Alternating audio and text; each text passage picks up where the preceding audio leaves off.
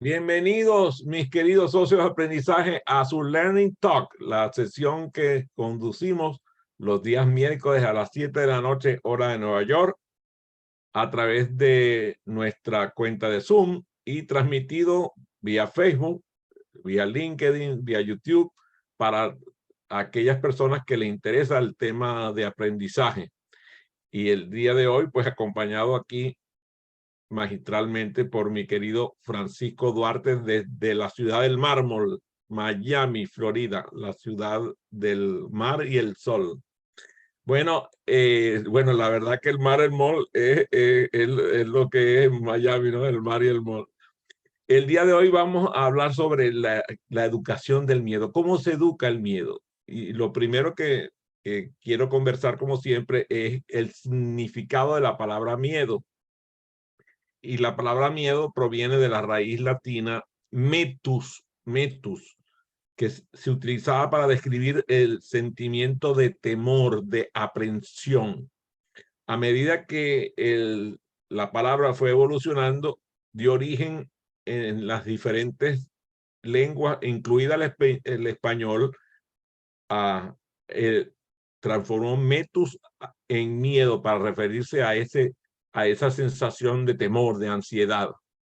El término miedo ha sido parte del vocabulario humano durante mucho tiempo y es fundamental describir que esta emoción, que es una emoción básica, natural, es poderosa y la experimentamos cuando nos sentimos amenazados o en peligro. A lo largo de la historia y en las diversas culturas y también en las diversas lenguas se han desarrollado palabras y conceptos relacionados con el miedo para expresar esta emoción, que es una emoción universal. O sea, se sabe que el ser humano, por existir como ser humano, posee esta emoción natural y fundamental que es el miedo, y lo experimentamos como una respuesta ante el peligro, ante una amenaza. Como otras emociones básicas, tienen el propósito de contribuir a nuestra evolución. O sea, nosotros si no hubiéramos sentido miedo, no hubiéramos podido sobrevivir. Si el ser humano no hubiera tenido miedo, no hubiera podido hacer muchas cosas que ha hecho porque hubiera sucumbido. A los seres humanos al producir ese estado de alerta que genera el miedo, lo prepara para vivir situaciones potencialmente peligrosas. Y fíjense que distingo la palabra miedo de la palabra temor, porque es interesante ver las dos conductas. Ante el temor, tú reaccionas. Ante el miedo, tienes varias respuestas. Dicen que los americanos dicen fight, fly or freeze. Peleas o huyes o te paralizas.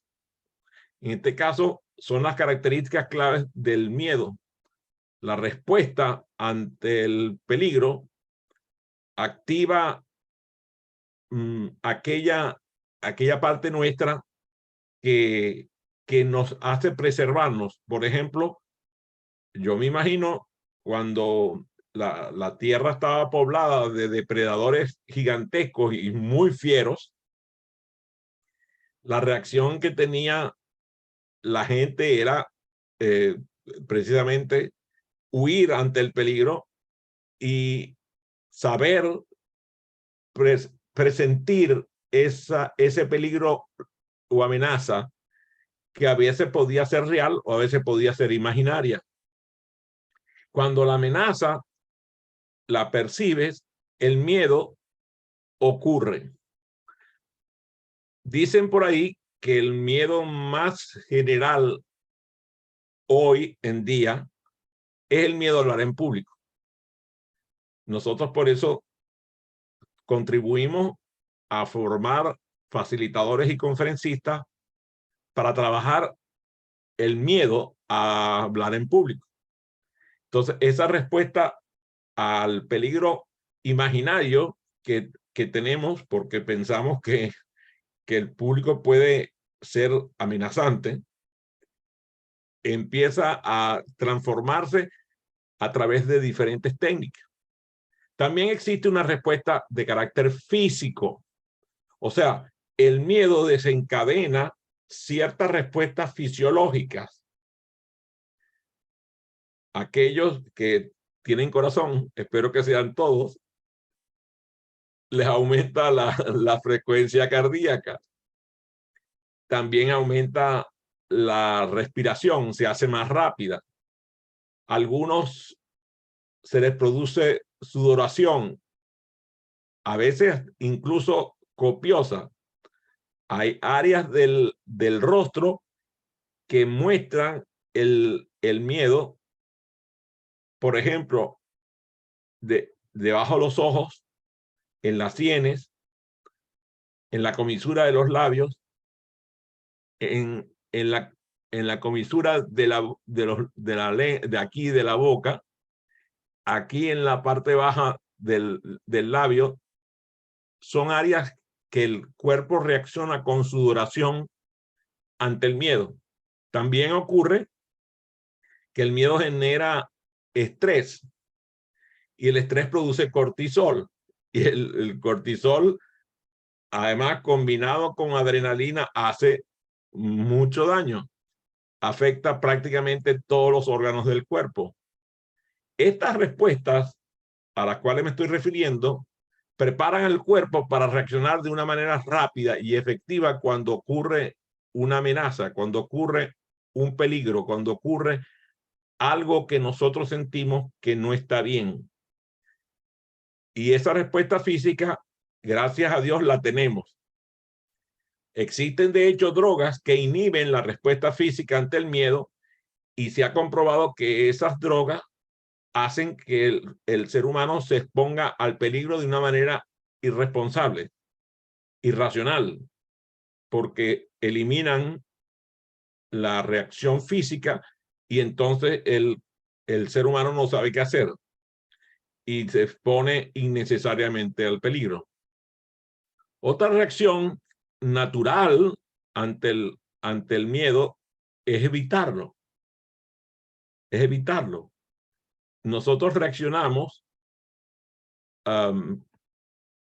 como dije antes, escapando o evitando esa fuente del miedo, o incluso, como decía, confrontando, fight, enfrentando la fuente del miedo para lidiar con la amenaza.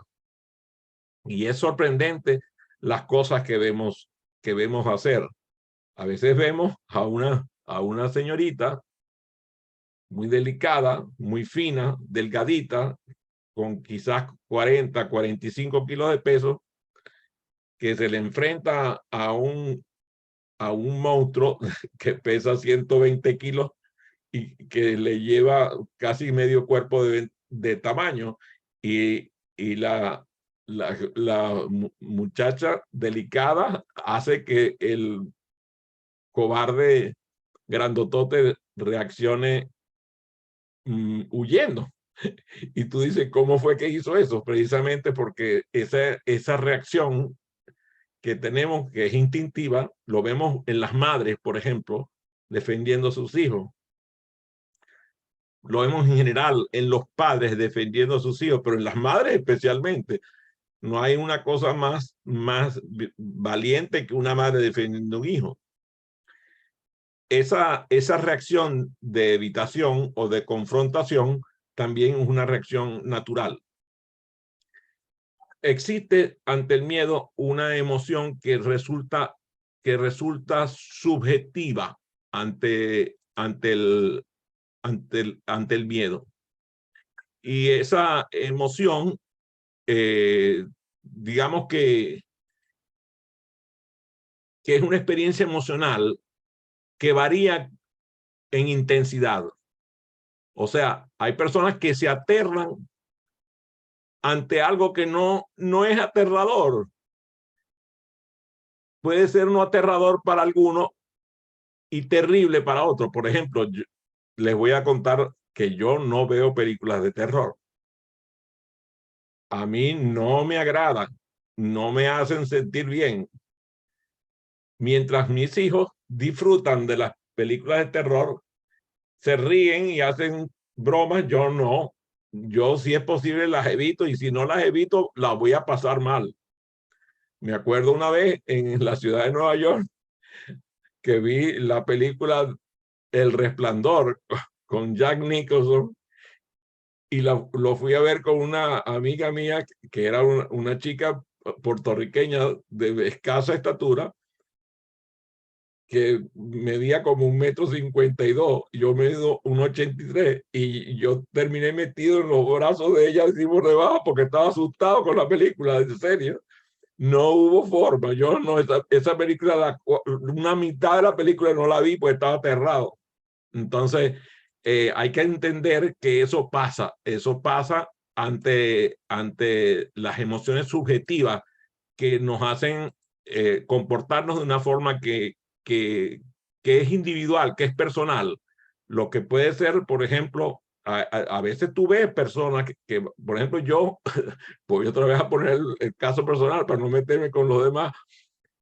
Cuando yo voy a los parques de diversión de Disney World o de Disneyland o cualquier otro parque de diversión, hay cosas en las cuales yo ni loco me monto.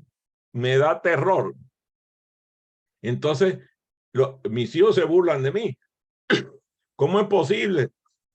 Tú has hecho tanta cosa rara, ¿cómo es posible que tú le tengas miedo a montarte? Bueno, sí, sí le tengo miedo, y le tengo miedo a las cosas más insólitas de todos esos juegos. No, no los disfruto. Entonces, en este caso, pues eso es muy privado y es muy particular. A lo mejor es una experiencia previa.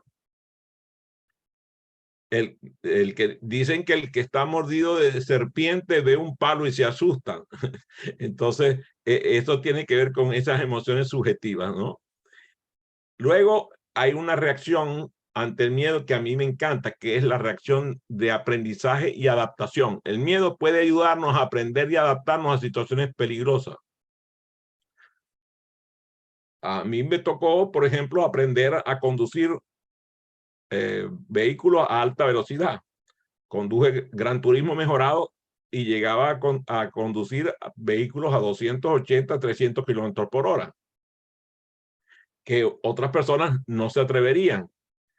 Pero ¿qué hice? Fui aprendiendo. Primero hice un curso, un programa para aprender manejo defensivo, y además aprendí a conducir esos vehículos, y aprendí y me fui adaptando a las situaciones peligrosas que se generan conduciendo un vehículo a alta velocidad. Seguramente los que están escuchando este programa están pensando en casos particulares.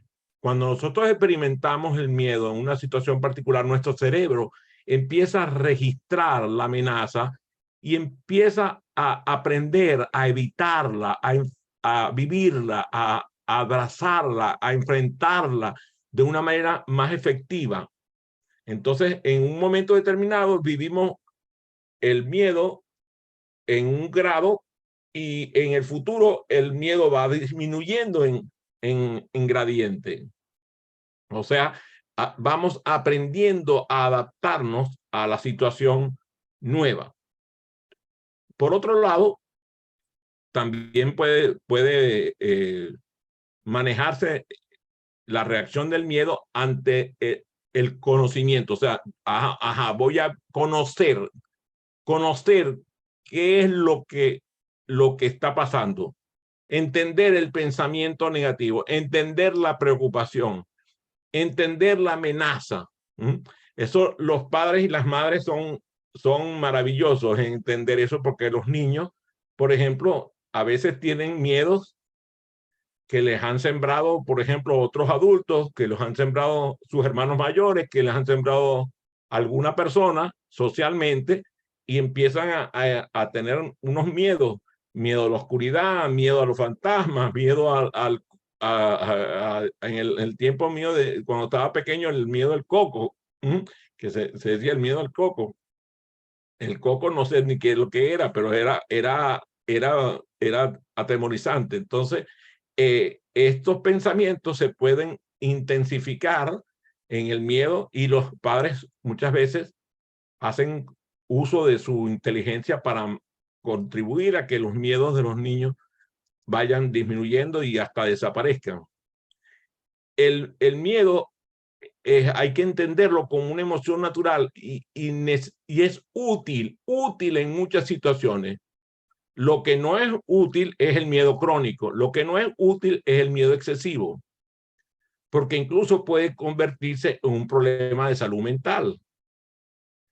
Por ejemplo, lo vemos mucho con los trastornos de ansiedad, muy comunes hoy en día. Los ataques de pánico, los trastornos de ansiedad en todas sus formas. Estos casos necesitan incluso ayuda profesional para poderlo superar, ¿no? y hacer, digamos, profilaxia para solucionar la causa que trae eso. Aprender acerca del miedo, yo siento que es fundamental para comprenderlo y para manejarlo de manera efectiva. Ahora, ¿cómo debemos aprender sobre el miedo? ¿Qué podemos aprender? ¿Qué debemos aprender sobre el miedo?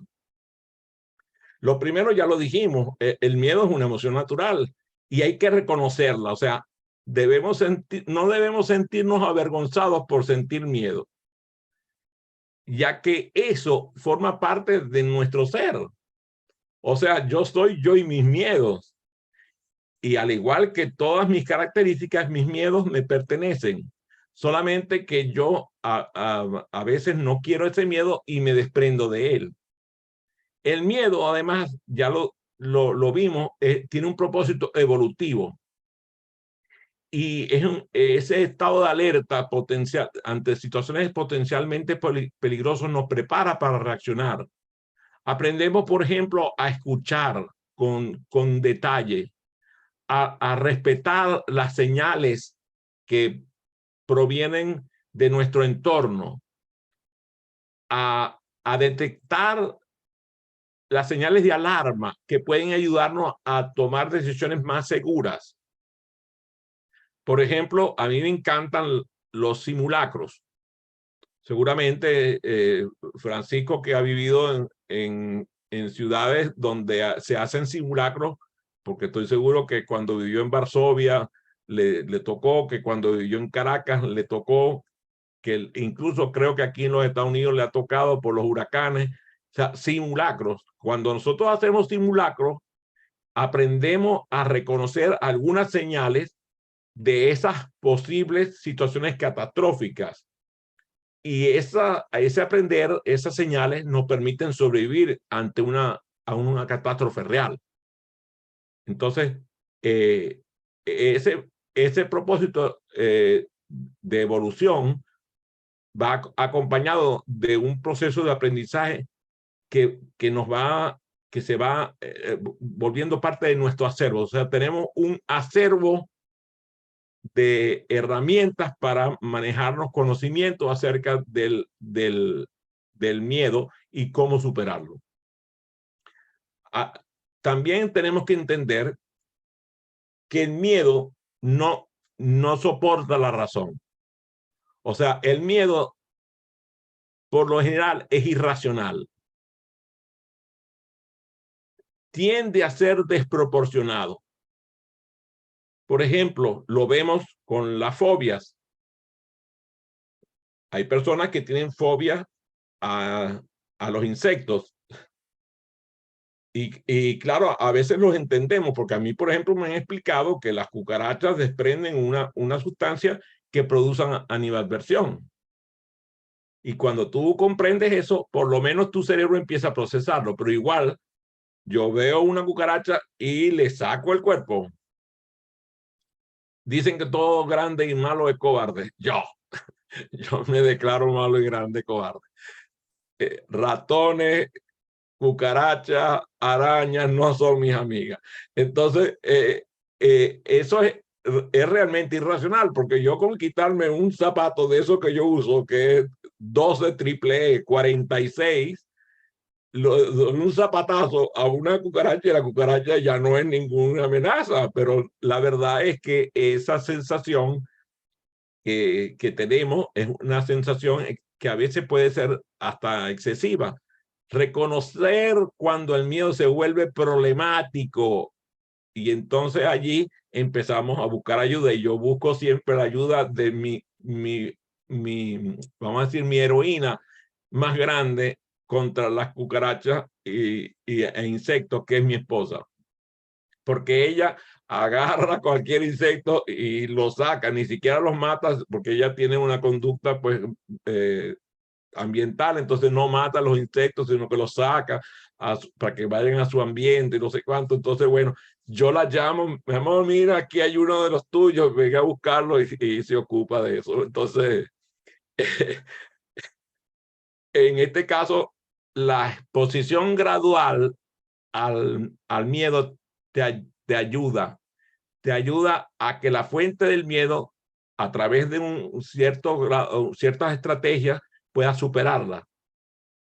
Y claro, hay personas que hacen cosas bárbaras. Por ejemplo, a mí me ha pasado con un amigo muy querido que para el papá, para quitarle el miedo al agua, a la piscina, lo llevó a la piscina y lo aventó en la piscina. Eso es terrible, terrible, terrible. Le causó un trauma a ese amigo mío que no lo pudo superar sino 20 años después.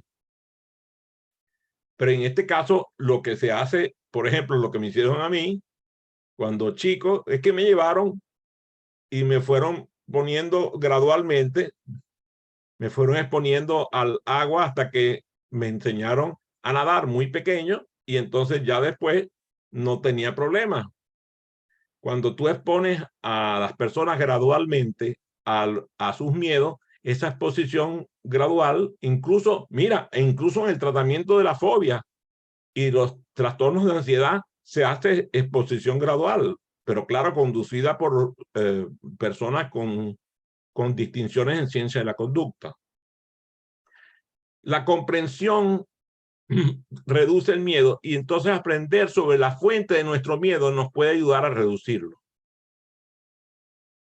Y la educación y la información pueden desmitificar situaciones o temas que nos asustan. Lo vemos, por ejemplo, yo recuerdo cuando empezó la epidemia del SIDA, cuando empezamos a ser informados de manera responsable, porque al principio era una cosa estúpida en donde se le metió el miedo a la gente y bueno, prácticamente tener un familiar que tuviera SIDA era la desgracia para toda la familia. Incluso el ser homosexual ya era una amenaza para la familia, porque podían ser portadores de SIDA, hasta que después se dieron cuenta de que los portadores de SIDA no necesariamente tenían que ser homosexuales. Pero mientras tanto se persiguió a los homosexuales de forma grave. Y eso era, execraban a cualquiera, igual que en el hilo tempor, en el pasado, se había hecho con los leprosos, por ejemplo, o con la gente que se contagió de la peste bubónica. O sea, simplemente era quemarlos o en el caso de los leprosos, aislarlos, ¿no? Allá en mi tierra, en el estado Zulia, donde Maracaibo es capital, había el leprocomio y estaba en una isla. Era terrible aquel espacio donde prácticamente las personas que tenían esa enfermedad sucumbían ante la desgracia, principalmente por desconocimiento. Menos mal que nosotros mismos, los venezolanos, le trajimos al mundo la solución porque uno de nuestros científicos encontró la cura para esa enfermedad. La comprensión del miedo ayuda a reducirlo y entonces empieza el proceso de educación, el proceso de información a quitar el factor miedo como por desconocimiento. Otro elemento es que el miedo está relacionado al estrés. Y al desencadenar la respuesta de estrés, ese estrés hace que nosotros no podamos lidiar con el miedo de forma efectiva, porque perdemos raciocinio. El estrés hace que tú pierdas facultades. Entonces, muchas personas señalan que una de las herramientas de educación vital para educar en el miedo es la empatía. Cuando nosotros nos damos cuenta de cómo una persona experimenta el miedo, y la mejor manera es conectarlo con los miedos que nosotros sentimos. No existe un ser humano que esté sano que no tenga miedos. Entonces, experimentamos el miedo personal y nos ponemos empáticamente en el papel de la otra persona, nos vuelve más comprensivos y más solidarios con esa persona. Y esa empatía hace que los miedos de los demás nos permitan establecer una relación con ellos, porque entonces incluso en el coaching se ve mucho, se utiliza la frase comprendo lo que te está pasando. No lo sé, no lo entiendo, pero lo comprendo. Y me pongo empáticamente en la situación, de tal manera de acompañar a la persona. El miedo es un impulsor del cambio personal y muchas veces nos ha impulsado a tomar medidas positivas. En estos días, por ejemplo, aquí cerca en el lugar donde vivo, las luminarias públicas estaban fallando y había lugares donde había oscuridad. Y uno de los vecinos que vive aquí en nuestra organización tiene un familiar que trabaja en la compañía de electricidad. Le dijo lo que estaba pasando y vinieron y colocaron de esas nuevas luminarias LED que iluminan como si fuera luz de día. Bueno, el vecindario celebró la colocación de las luminarias porque parece que el miedo era colectivo, o sea, no solamente eran los que vivían en los puntos, digamos, de oscuridad de la organización, sino era todo el que pasaba, todo el que circulaba, los que salen a pasear los perros, los que salen a caminar de noche. Entonces, evitaban pasar por los sitios donde estaban oscuros. Ahora, gracias a Dios, pues las luminarias hacen que ese miedo colectivo desaparezca. Fíjate qué interesante. Entonces, el miedo hizo motivarse a las personas a una reacción. En todo caso, el miedo nos mueve a prepararnos, a cuidarnos a nosotros mismos, a cuidar a los demás, a vivir el mundo, los desafíos de forma colectiva. La búsqueda de ayuda es valiosísima. Fíjate, si este señor no hubiera buscado ayuda de ese familiar que trabaja en la compañía eléctrica, entonces el problema se hubiera convertido incluso en algo más abrumador.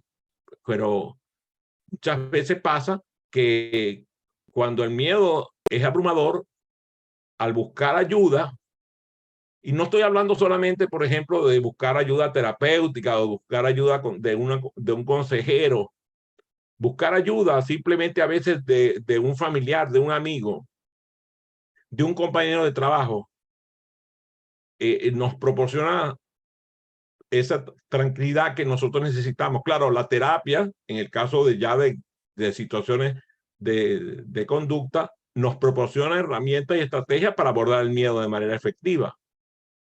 Educar el miedo es un proceso que es saludable y es constructivo. Comprenderlo, saber cuál es la fuente, qué es lo que desencadena esa respuesta emocional en nosotros. Tomarnos el tiempo para meditar y reflexionar acerca de nuestros miedos, incluso escribirlos cuando es necesario. Entonces, eso nos permite educarnos y obtener mayor conocimiento sobre nuestros miedos y aprender más sobre los temas que están relacionados con ellos, investigar, leer información, sobre todo información veraz, confiable, hablar incluso con expertos. Hoy yo tuve la experiencia maravillosa de hablar con una experta en etiqueta y protocolo, graduada de aquí, de la Escuela de Etiqueta y Protocolo de Washington, una señora dominicana que me la presentó un amigo, y fue interesantísimo. Aquellos que han vivido la situación en donde han sido expuestos a eventos en los cuales hay que seguir una etiqueta, un protocolo, por ejemplo, en una cena de gala, en una cena formal, en un ambiente gubernamental, saben la sensación de desagrado que se siente al no saber, por ejemplo, qué hacer con los 7 cubiertos que te pusieron enfrente las diferentes copas y no saber si la copa es de vino vino tinto o es una copa para tomar un café o si la cucharita es la cucharita del postre o es la de la sopa. Entonces empiezas a meter la pata y te sientes avergonzado por desconocimiento. Mira, entonces muy interesante, ella forma a niños, adolescentes y adultos en etiqueta y protocolo. Y es interesantísimo ver los resultados que se obtienen. El conocimiento de esa experta hace que aumente la comprensión y a veces muchas personas desprecian la etiqueta y el protocolo, dice eso es ridículo, eso es de otra época, eso no sirve, pero resulta que en algunos contextos culturales sigue siendo una necesidad imperiosa. Y aquellos que han emigrado han ido a países o a ciudades europeas, por ejemplo, o asiáticas, incluso a mí me ha tocado en países africanos, incluso suramericanos, en donde la etiqueta y el protocolo son distintos a como nosotros fuimos educados. Sabemos que una educación de ese tipo nos ayuda a vivir mejor. Creo que una de las herramientas de educación de los miedos más importantes tiene que ver con hablar sobre ellos. Hablar sobre ellos, hablar sobre los miedos. Hablar con nuestros padres, con nuestros hermanos, con familiares, con amigos. Hablar incluso ya, hablando ya de necesidades mayores, hablar con terapeutas, con psicólogos, con psiquiatras, que nos ayuden a entender la emoción que estamos sintiendo y encontrar cómo lidiar, para decirle una palabra que a mí no me gusta mucho, pero cómo lidiar con ella. La expresión verbal del miedo ayuda a aliviarlo, ayuda a aliviar la ansiedad. Otra cosa que nosotros hemos podido comprobar en el aprendizaje acelerado, en los eventos de aprendizaje acelerado, es cómo las técnicas de respiración, de meditación, de relajación, nos ayudan, el mindfulness incluso, puede ayudarnos a manejar los miedos, llevándonos a estados de alerta, de cuerpo presente, y cómo esas técnicas nos ayudan a tener claridad mental, a procesar la ansiedad. Cuando hablaba de la exposición gradual al miedo, y me refiero a reestructurar nuestra mente de tal manera de que haya una reestructuración cognitiva respecto al miedo, con base en la experiencia, con base en darnos cuenta ¿Cuál es mi creencia que me tiene sostenido en este temor? ¿Cuáles son los pensamientos que me vienen cuando estoy en una situación de miedo irracional? O incluso, recuerdo, ahorita me viene a la mente una amiga mía colombiana que trabaja con situaciones de catástrofe. Y es interesantísimo ver el trabajo que ella hace en el campo, en donde hay personas que lo han perdido todo, todo, todo. O sea, me refiero, no tienen un solo bien en el mundo, incluso no tienen a nadie en el mundo. Y a ella le toca trabajar con esas personas que están viviendo situaciones catastróficas. Y su trabajo es reemplazar en el pensamiento de la persona víctima de la catástrofe los pensamientos de carácter negativo y darle una esperanza, un motivo realista, pero positivo. Y a mí me parece un trabajo extraordinario el que ella realiza.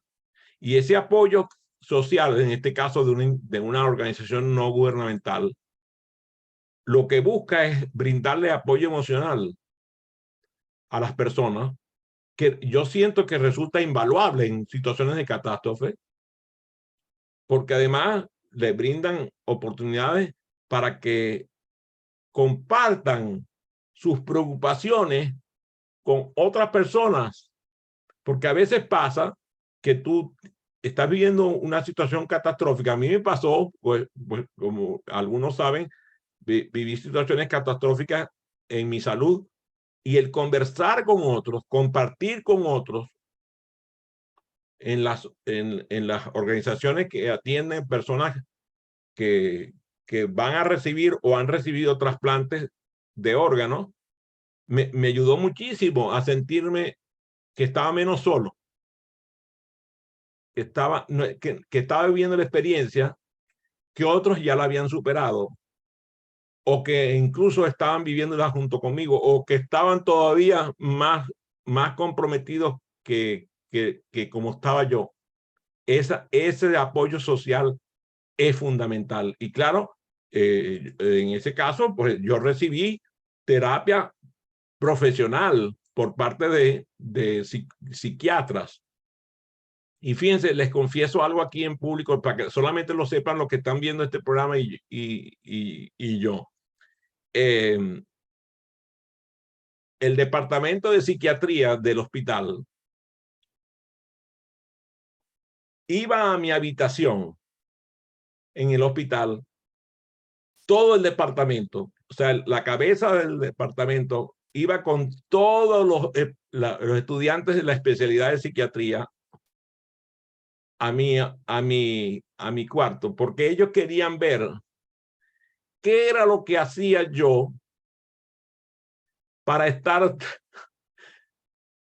tan lleno rodeado de tanta gente feliz, y qué hacía, por ejemplo, cómo me comunicaba con el personal del hospital, que todos querían atenderme y yo me sabía los nombres de todo el mundo, me sabía los nombres de los señores que trabajaban en la limpieza, de los ayudantes de enfermería, de los enfermeros, de los médicos, me sabía los nombres de todo el mundo, y a todo el mundo tenía algo que decirle, tenía una canción que cantarle, y además era como un vecindario, era una casa de vecindad, y ellos querían ver cuál era esa actitud, porque ellos decían que eso iba a ayudarme a hacer un trasplantado exitoso. Yo tenía todo en contra. Tenía más de 60 años, medía 1,83 m, y además mi tipo de sangre era raro. Entonces estaba todo en contra. Pero resulta que lo que tenía a favor era la actitud. Qué interesante, ¿verdad? Entonces, en este caso, es importante recibir terapia profesional. Y bueno, uno de esos psiquiatras que estaba en el grupo era mi psiquiatra personal que me atendía. Esa terapia profesional yo lo agradezco altamente, porque además hizo terapia cognitivo-conductual y uso muchas modalidades terapéuticas durante el tiempo que yo permanecí en el hospital, que fueron 22 meses, contabilizando los demás, las diferentes temporadas que estuve en el hospital. Otra cosa que es importante es compadecerte de ti mismo, en serio, aprender a practicar la autocompasión, a tener amabilidad contigo mismo. El miedo se educa a través de trabajar tu miedo por, por, por amabilidad contigo, a darte el tiempo, a darte tiempo, a saber que el proceso de manejo del miedo necesita tiempo y que tienes que tener paciencia contigo mismo, paciencia reconociendo tus esfuerzos, paciencia, porque a veces por la falta de paciencia nos comprometemos. Algunas de las cosas que yo he aprendido con el aprendizaje acelerado en conexión con el miedo es a manejar el miedo al fracaso. Y a menudo el miedo al fracaso puede ser el obstáculo más significativo para aprender. Hablaba yo con un amigo hace poco y él tenía que hacer unas preguntas a unas personas que estaba entrevistando y él hacía la pregunta, magnífica pregunta, pero después venía y antes de terminar de hacer la pregunta ya hacía otra pregunta como para aclarar la pregunta. Entonces yo le dije, ¿cuál es el miedo tuyo a decir la pregunta una sola vez? Y él se dio cuenta inmediatamente, tienes razón, o sea, es que pienso que no me van a entender la pregunta y por eso la repito y la parafraseo de otra forma. Entonces, ese miedo al fracaso a menudo es un obstáculo porque sentimos el temor de no tener éxito en una actividad determinada o una tarea determinada. Y eso puede inhibirnos a aprender de manera efectiva. La metodología de aprendizaje acelerado lo que busca es que las personas superen sus miedos fomentando un ambiente de apoyo. A mí me encanta porque cuando estamos juntos en los programas de formación de facilitadores y en los programas profesionales de formación de facilitadores, el ambiente de apoyo y celebración de los errores es maravilloso. O sea, metí la pata, sí, metió la pata, bravo, y se celebra el error como una oportunidad de aprendizaje. Entonces, el miedo al fracaso empieza a disminuir y a desaparecer. También el miedo a la exposición, o sea, el miedo a que una persona haga una presentación y experimente un ataque de ansiedad. A veces nos pasa, se nos olvida lo que estábamos diciendo, se nos olvida el guión, se nos olvida el diseño instruccional, se nos olvida el objetivo, se nos olvida todo porque el miedo tiene esa característica que hace que las personas olviden. Entonces, experimentamos miedo escénico y esa dificultad empieza a limitar las posibilidades de aprendizaje que nosotros tenemos. Si nosotros aprendemos técnicas para abordar y superar este tipo de miedo, las prácticas, el poder facilitar y facilitar y facilitar y cada vez facilitar mejor, hace que nuestras habilidades se desarrollen.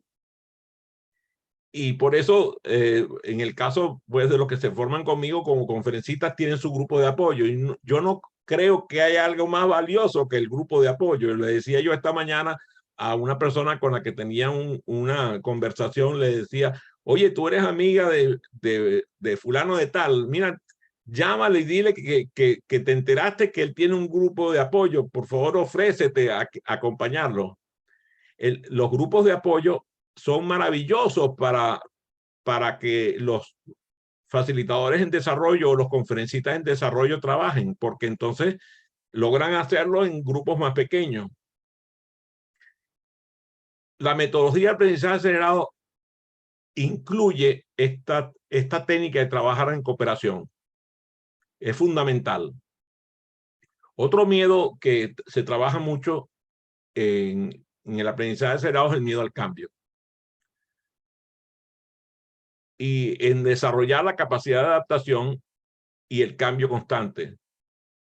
Cuando nosotros nos damos cuenta de que nos estamos resistiendo a un cambio, a abordar un determinado aprendizaje, el aprendizaje acelerado nos ayuda a superar ese miedo al cambio.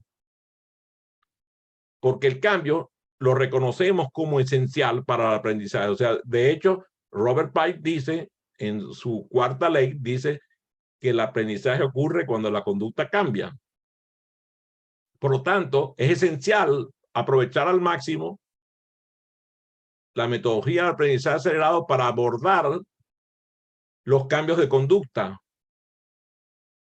Incluso mi compadre Luis de la Torre habla de los microhábitos, de cambiar con microhábitos. Y yo se lo compré completamente, porque los microhábitos nos permiten abrazar nuevas formas de adquirir conocimiento. Que cuando queremos cambiar un hábito que parece gigantesco el esfuerzo, entonces el esfuerzo nos desalienta. Pero si lo cambiamos, como dicen, un elefante se come mejor en pedacitos. Bueno, así, entonces agarramos el hábito y cambiamos micro hábitos. Por cierto, mi amigo Francisco aceptó una invitación de Gustavo Yepes para participar en el reto de prioridades, y es precisamente para eso, para trabajar la procrastinación. A mí me tocó asistir al reto, por cierto, me han tentado para venir con Francisco para asistir a la misma corte que va a estar él, pero tengo temor de que él vaya a asustarse por mi presencia, porque bueno, él a veces se inhibe un poco por mi presencia.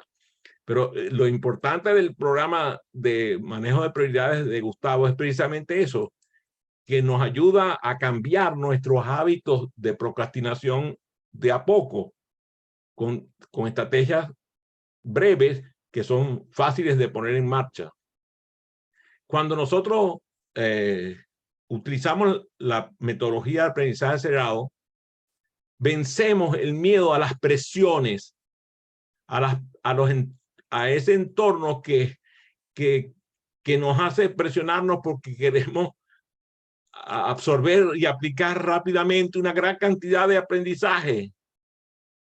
Y a veces no nos damos el placer de disfrutar el camino por buscar el destino. Cuando estamos formándonos como facilitadores o como conferencistas, hay que aprender a disfrutar el camino, porque el camino es lo delicioso. El destino, cuando ya llegas, ya se terminó. Ya lo que viene es otro destino. Entonces no disfrutaste el camino. Le decía a mi esposa tenía que hacer el día de ayer, tenía que hacer 2 trayectos largos de casi 2 horas de conducción de ida y de regreso, 4 horas de carretera. Y yo le digo, mi amor, disfruta el camino, porque conozco la vía y sabía que habían partes de la ruta que eran disfrutables por lo bellas. Entonces, mi amor, disfruta el camino. A veces un largo trayecto se puede hacer más corto por disfrutar el camino. El miedo a la presión hace que se genere ansiedad. Y entonces empezamos a elevar nuestras expectativas de tal manera de que nos hacen expectativas irrealizables. La gestión de esa presión, la gestión del estrés, es parte importante de la metodología de aprendizaje acelerado, y está en nosotros los facilitadores de colaborar con que los socios de aprendizaje no sientan la enorme presión, se les disminuya la presión a su olla, para tomarlo con la metáfora de la olla de presión en la cocina. Abrirle la válvula para que la presión no sea tanta. Saber que ese disfrute del camino es deleite. A veces se nos olvida que hasta para dar a luz tienen que pasar 9 meses. Entonces queremos dar a luz en un mes y el muchacho no va a estar, no va a estar listo. En 3 meses no va a estar listo. En 6 meses no va a estar listo. Y yo tengo, por cierto, yo tengo un prematuro, yo sé lo que es. Entonces, es importante saber que la madurez es importante y que hay gestiones de aprendizaje que se deben realizar sin que nosotros perdamos momentum, pero quitemos presión. Podemos tener todo el momentum que queramos, sentirnos, tú sabes, impulsados adelante, pero no dejarnos que la presión haga que nos genere ese miedo, ¿verdad? A la presión, ¿no? Recuerden, por si acaso, si se les ha olvidado, la presión que le imponían en el colegio con los exámenes finales, era una presión innecesaria, y la cantidad de gente que se le dañó la vida por las presiones innecesarias de la escuela durante el periodo de exámenes, es una de las cosas más mortales que hay. He hablado ya varias veces del caso de Corea, en donde incluso el índice de suicidio ha aumentado de forma descomunal, y es por eso, porque la presión que le ponen a los estudiantes es completamente inhumana. Y por último, y no por eso menos importante, el miedo a un desempeño, a un bajo desempeño. Cuando tú como facilitador o como docente, como padre, elevas tus expectativas de desempeño de tus hijos de tal manera de que haces que tus hijos se sientan mal por no haber podido demostrar sus habilidades o sus conocimientos ante la luz de tus expectativas, eso no es sano. La metodología de aprendizaje acelerado te ayuda a tener estrategias para colaborar con que tus familiares, tus hijos, aborden y superen el miedo al desempeño. Lo vemos en la práctica deportiva. Yo recuerdo cuando yo llevaba a mis hijos a alguna actividad deportiva, ver a padres o madres diciendo barbaridades a sus hijos que estaban desempeñándose. Lo vi yo a un padre decir a su hijo: tú no sirves para nada. ¿Cómo es posible que hayas perdido ese partido? O yo lo oí con estos oídos decirle a su hijo o a su nieto, incluso llegué a verlo con abuelos, decirle a su hijo: mátalo. Y tú dices, no, ¿cuál es el espíritu deportivo de este señor? A mí me encanta ver a mi hijo Adrián Antonio con su hijo Adriano en el campo de béisbol, o a Keila, mi nuera, con su hija Anabela, porque lo que hacen es impulsarlos, inspirarlos, dejarles ver la satisfacción de lo que están haciendo. Cuando nosotros como docentes le demostramos a nuestros estudiantes la satisfacción por las habilidades que ellos exhiben, por los conocimientos que adquieren, cuando incluimos estrategias para que ellos aborden y superen sus miedos a un bajo desempeño, siempre teniendo la mejor expectativa, una expectativa real, hacen que el estudiante convierta en práctica frecuente el tener éxito. Y además, cuando le otorgamos retroalimentación constructiva, el estudiante entiende que el docente lo ama, lo aprecia, lo respeta. Cuando hacemos que la retroalimentación además le provenga de sus colegas y que sea así constructiva y respetuosa, hace que el estudiante identifique cuáles son las oportunidades de mejora que tiene y que se dé cuenta de que si él repite lo que hizo bien hecho, va a seguir mejorando, y que si corrige lo que estuvo mal hecho, va a mejorar. Y entonces no hay estrés, no hay sacrificio, no hay dolor. Y se maximiza el potencial de aprendizaje y se facilita un entorno de aprendizaje efectivo y enriquecedor. A ver, Francisco, ¿alguna pregunta respecto al tema de educación del miedo? Tengo ahí como un público especial, así que regálame una pregunta de esa que te gusta hacer a ti.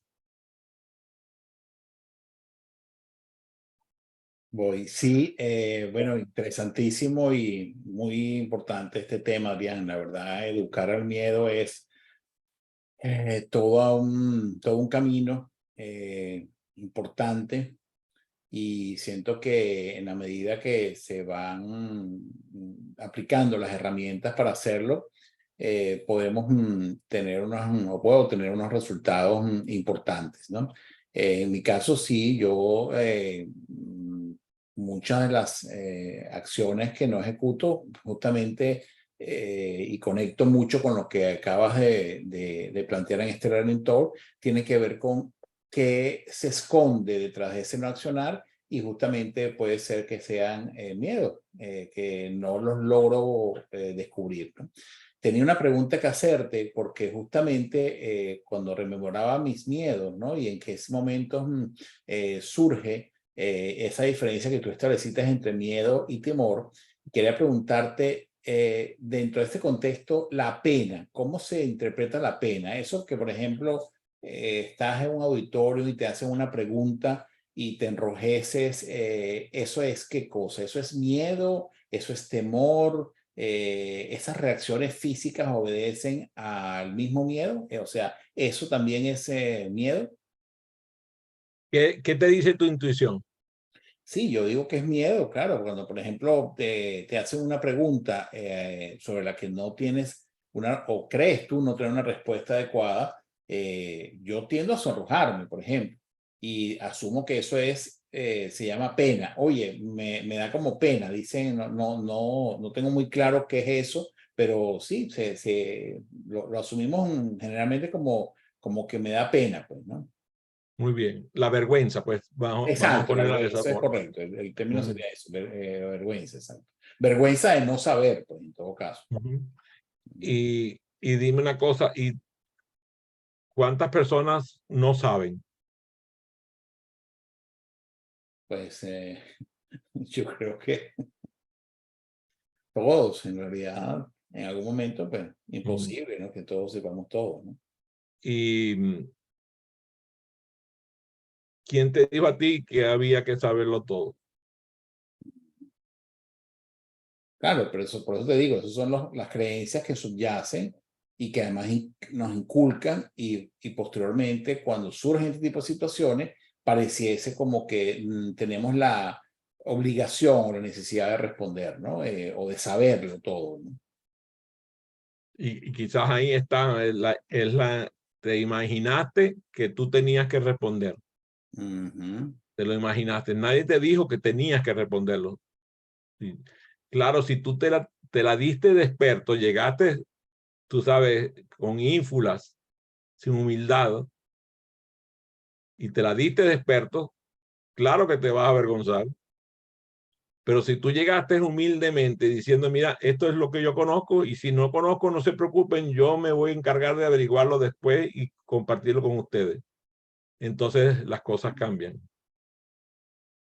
Correcto. Pero entonces lo que entiendo es que este tema de estas expresiones sobre vergüenza o pena forman parte de esta misma emoción, pues, ¿correcto? Yo digo que hay dos La emociones expresión. que yo separo, que es el temor Ajá. que impulsa y el miedo que paraliza. Yo ante el temor actúo, ante el miedo me paralizo. Ok. O huyo, o ataco. En cambio, ante el temor actúo. Ujú. Y lo vemos con frecuencia. Vemos con frecuencia que llega un orador que no le tiene temor al público, no respeta al público. Ujú. Un orador que le tiene miedo al público no sirve para orador. Ya. Pero el temor despierta la adrenalina, que es la que hace que nosotros agarremos impulso y valentía. Así es. Ujú. Muy bien. Bueno, fue un gusto, un placer, un honor compartir con todos ustedes. Gracias por haberse conectado a esta sesión maravillosa.